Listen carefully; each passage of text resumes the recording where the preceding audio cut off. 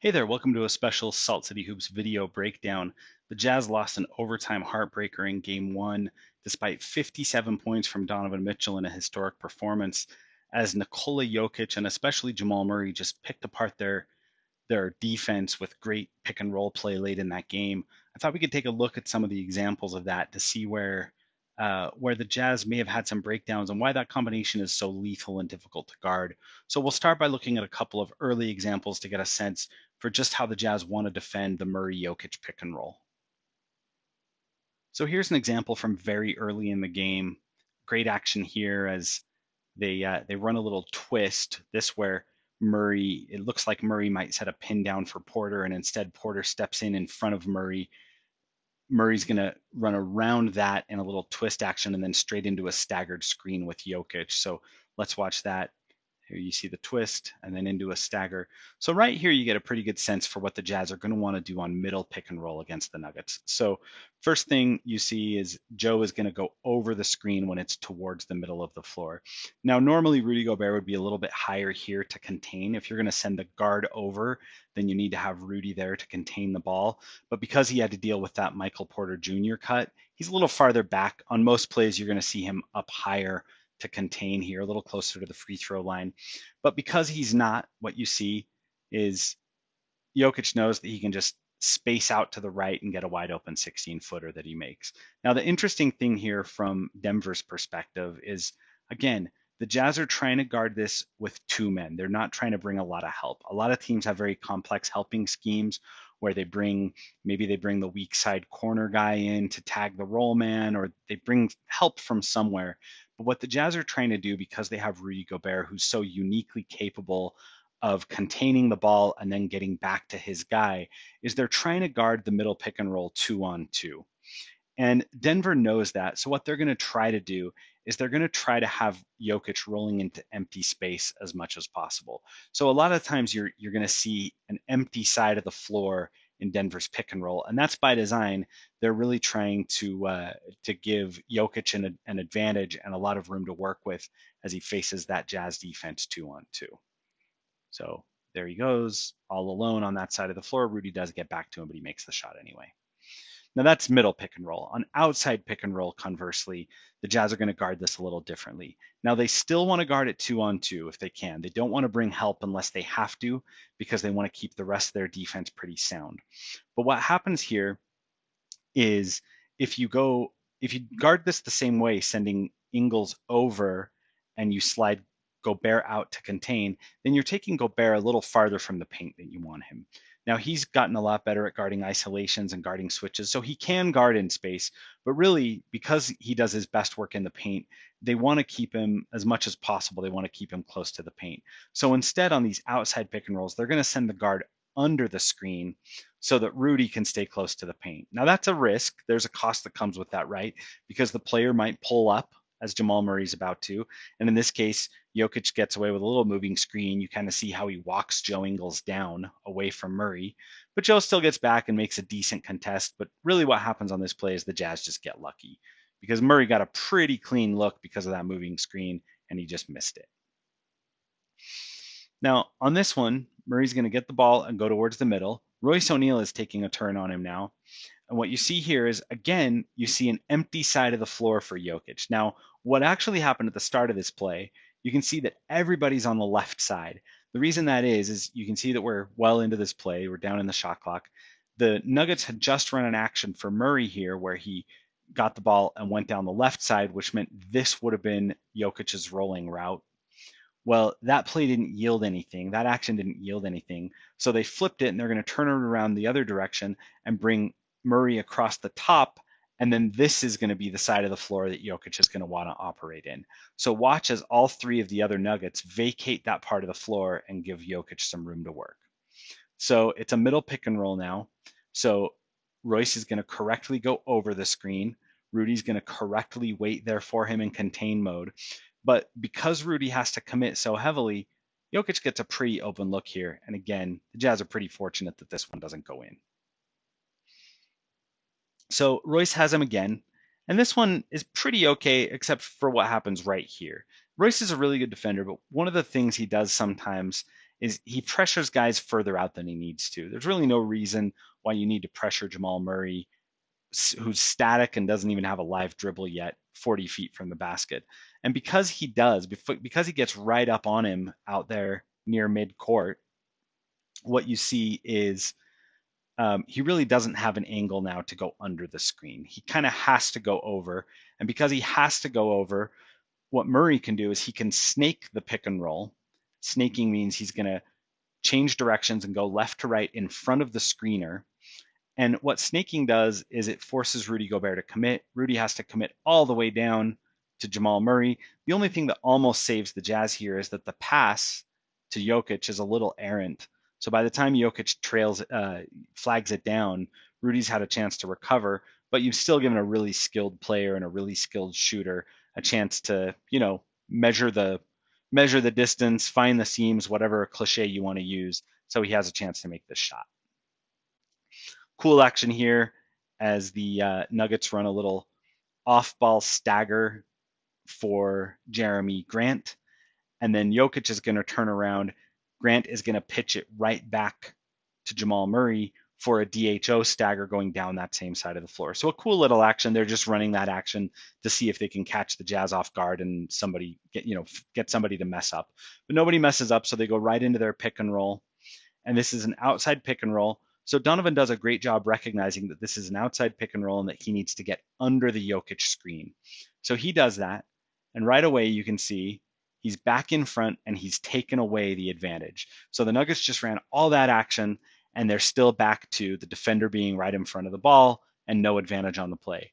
So now Murray's choices are he can back it out and run something else. There's plenty of time on the shot clock, or he can just try to make an individual play. So he tries to do the latter. He tries to get by Mitchell. Honestly, he probably has a shot right about here. But because Mitchell's so athletic and because Mitchell is right on his shoulder after guarding that pick and roll well, Murray gets a little nervous and he tries to dump the ball off, and Rudy breaks it up. And the Jazz are off to the races. After that turnover by Murray, he must have been mad at himself because for the next couple of minutes, he just took control of the game, really in a way that was a precursor to how he took control of the end of the game. And for the next 4 possessions, he's going to score on every Denver possession in a personal little 12-2 run.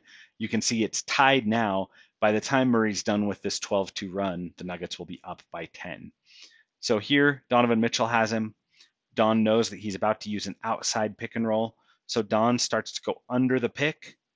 But right when he goes under the pick, Jamal Murray sees it and he crosses back over and he just pops from there.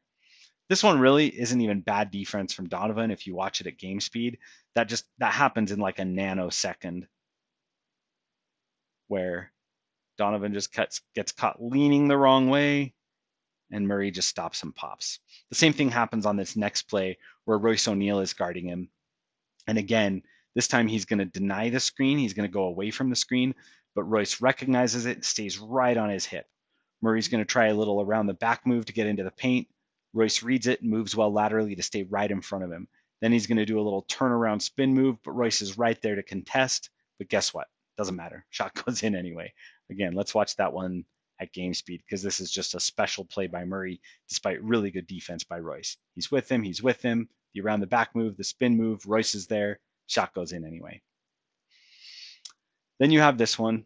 This one, you get a little strong side action here where it looks like Torrey Craig might set the pin down for Murray, or Murray might set a back screen for Torrey Craig. Nobody's quite sure yet, but what happens is Jordan Clarkson just kind of gets caught not paying attention, and Torrey Craig pokes through and gets through the defense, and you can see Jordan Clarkson kind of flail there.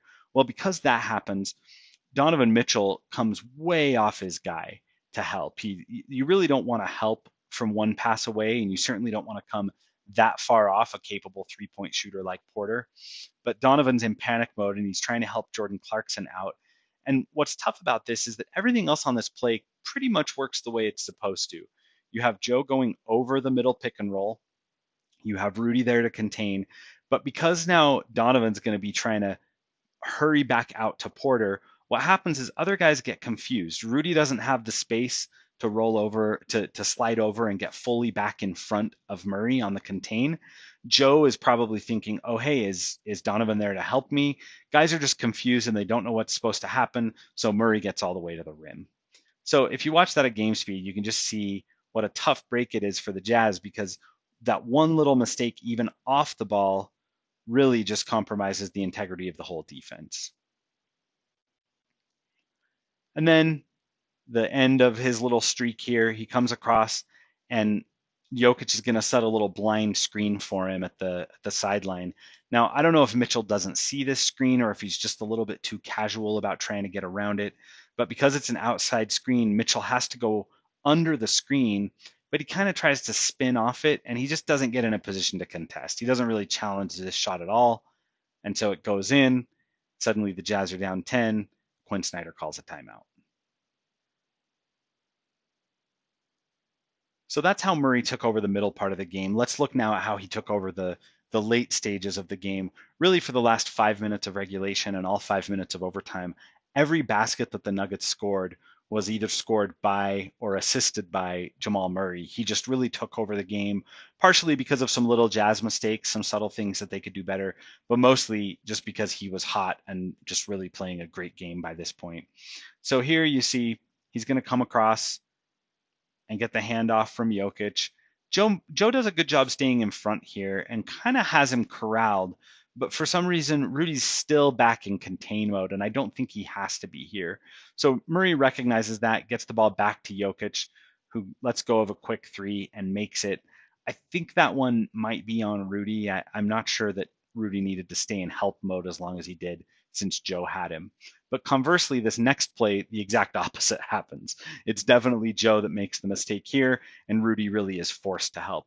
So we talk a lot about players getting caught on picks or dying on picks, and for some reason Joe dies before the pick even happens. He gets stuck to the floor here, and Murray just goes. And because Murray goes, Rudy has to commit to Murray.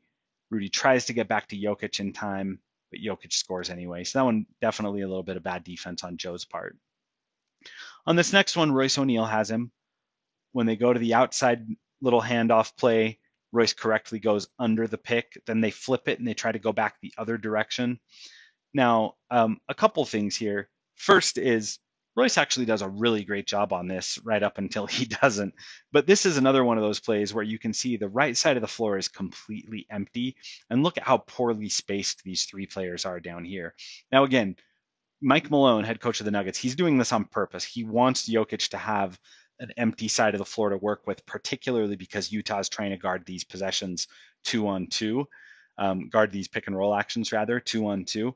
But part of me wonders if the Nuggets are going to be bunched up like this off the ball, maybe you could spare one of these guys to come up and do a flash on the ball to quickly show on the ball.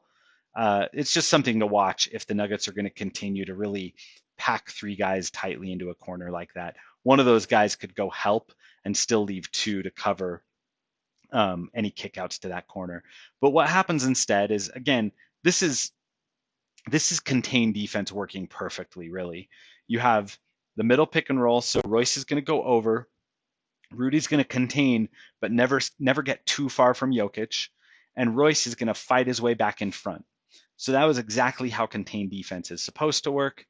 The only thing is, then Murray gets Royce with that little up fake, and he makes a step through move and scores.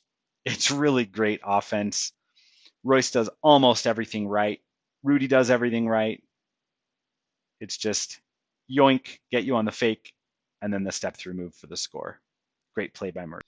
So here, Murray's going to get Royce with that same little juke he got Donovan with. Royce goes to go over it, and as soon as he leans to go over it, Murray crosses over the other direction and nails it. Again, just a tough play. It's really hard to guard someone who has all this stuff in his bag. Here, Joe does a pretty decent job again. And again, you see the contain defense working. He went over the pick. Rudy was back to contain. Joe got back in front. Everybody's done their job. And then Murray just makes a hell of a play. Look at that step back and how much room he creates for himself on the step back. Nails a long three. Good defense, just better offense. Same thing on this next one, only it's for a two-pointer. Again, Joe goes over. Rudy contains. Joe gets back in front. Everything's working the way it's supposed to. And then he steps back and hits the shot. That's just a player that's cooking. This one, on the other hand, there are some mistakes made.